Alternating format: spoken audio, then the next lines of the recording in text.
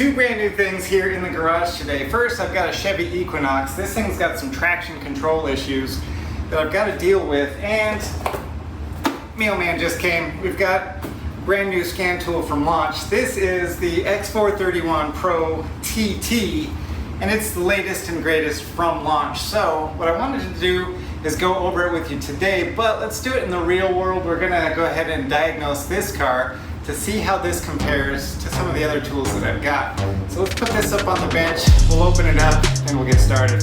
I like this carrying case. It's got those EVA foam cutouts to protect your scan tool. Don't forget about that number. You're gonna need that later to register it. Now this is the dongle. It's the DBS7. This cord here helps you to keep track of it. If you have just a small dongle in the car, you might lose it. Now both sides of this VCI have LEDs to tell you what's going on with the network. The scanner's got an 8-inch screen. Let's go ahead and fire it up for the first time and see what it looks like. This takes longer in real time, but I've sped it up so you don't have to sit through it all. Let's go ahead and plug this into the car and we can scan it for code. And I need to hook it up to Wi-Fi before it'll work, but I didn't want to register it, so let's see if it'll go without me doing that. All right, this is a Chevrolet, so let's go ahead and see if we can automatically read the VIN on there.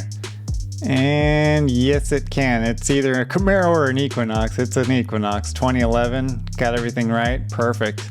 And I'm going to do a complete health report. That's going to take just a couple of minutes, but it scans every module for codes, and the one we're looking for is right here. We've got 5 codes in the EBCM, and they're all history codes, which explains why the light isn't on the dash. So let's go ahead and see what we've got here. Here's a communication code. It's lost communication with the engine control module. Searching Google comes up with a few YouTube videos, which we can check back with just in case we get stuck. And we have a few speed sensor codes, which we can keep in the back of our mind.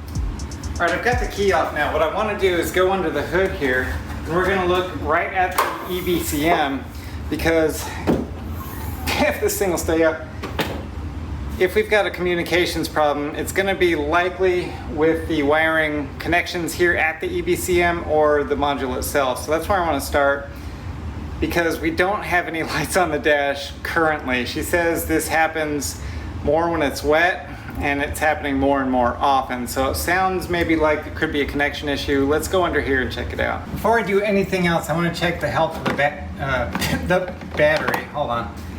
All right, that's kind of weird. Ooh, we got some shenanigans. So what I wanted to do is check the voltage of the battery to make sure it's healthy, because if not, then a lot of weird stuff can happen. But check this out. Inside the fuse box here, let me get you closer.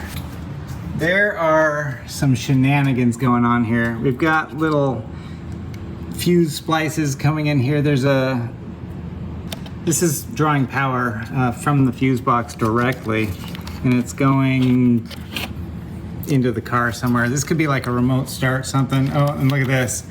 We got a little relay. That's not factory. And oh, we got even more. We got some more junk coming. We got an inline fuse, and there's some other tomfoolery happening, going right directly to the battery there. Oh boy.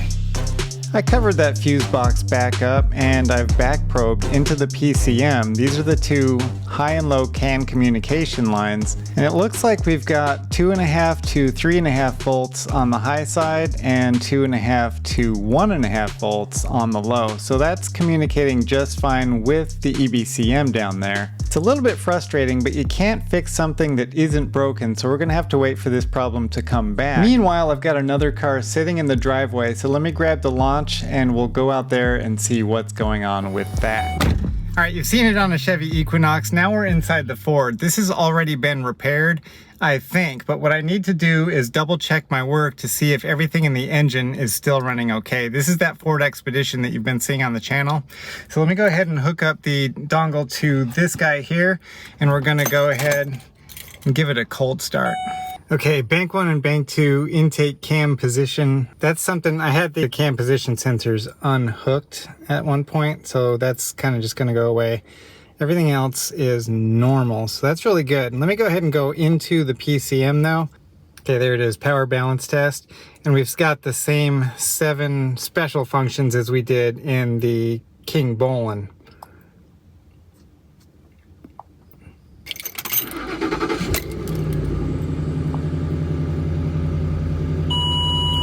Oh yeah, look at that.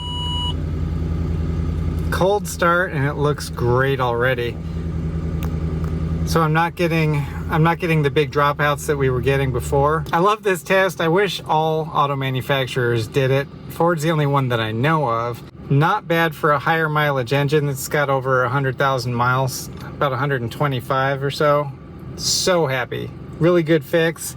Great tool. And check it out. We've scanned 2 cars now. We're only at 92% battery. I think we started with 97 or something like that. So, whoops. Don't need to record this. But that was saved, so we can look at that later. But man, I'm super stoked about that. That engine looks beautiful and it runs and sounds good too. So I'm really happy about that. Okay, so it works. It's functional. It does what it's supposed to do, but what makes an X431 Pro TT any different from the other tools that I've tested? It's got an 8-inch screen. It's sort of in between the 7-inch and the big Pro 10-inch. So maybe this is a prosumer tool. Now, what does that mean, prosumer? A lot of people use that term. I think what it means, or at least what I'm going to define it as, how much are you willing to put up with your tools? So for example, if you use a ratchet every single day, you might go ahead and spend the extra money on a professional ratchet. This one's a snap-on, but you know what I'm talking about. They're pretty expensive, they come off the truck. Got a lot of good features, and I just like using this ratchet. I don't have to put up with some of the DIY ratchet type of shenanigans where the switch doesn't feel quite as good, the back drag. I mean, it's very minor stuff, but if you're using it every day, you just don't want to put up with it. So you get the Pro. And there's prosumer, like this Koken. This thing doesn't cost much at all, and there's very little I have to complain about. This is a really good ratchet. So it's sort of the middle ground. It's a little bit more expensive, but it's a lot easier to use. So we've got a prosumer 8-inch tool that we can compare to this one. This is the King Bolin K7. Both of them are really, no, I don't want to upgrade it. Works just fine. So both of these are really capable tools. Pretty much the same capabilities, but this one has a few extra capabilities up its sleeve. So, bigger screen, yeah. It's got a faster processor, yeah. This VCI is much better than the Bluetooth dongle that the K7 comes with. Not just because it's faster, but because it's more capable. This will communicate on CAN FD. The King Bolin will not. It says the lights on there, you can see the communication. King Bolin, not so much. It's just got a few more features that are really good to have if you use it more often. Now, if you're going to be using a scan tool once a month on your own cars, you know what? The K7 is where it's at. That's where you want to be. Totally usable. The battery life, yeah, it's going to be shorter. This thing lasts like 18 hours of work time. Like this will last 2 full work days before you have to charge it. That's fantastic. K7, you're going to want it on the charger after every car. So there's that. Plus, yeah, better screen, and you've got expandability. So you can put the inspection cameras on there. You can put the oscilloscope on it. You can do diagnostics over internet. There's a lot more you can do with this if you want to expand. And I would say if you're going to be using this more than just on your own cars. If you've got Uncle Harry's coming over and Aunt Jeanette and they bring their cars, maybe your grandma, your mom comes over, stuff like that, you're gonna want a better tool because you're using it more often and it's just nicer to have until you get up to the Pro level. Now if you're using one every single day, you're gonna want this one. This is the Pro Ace. This is the one that I love using. It's got the topology map. It's got a 10-inch screen. And it's just nice to have. It's got the kickstand. I really wish this thing had it. I was hoping that it would, but it doesn't.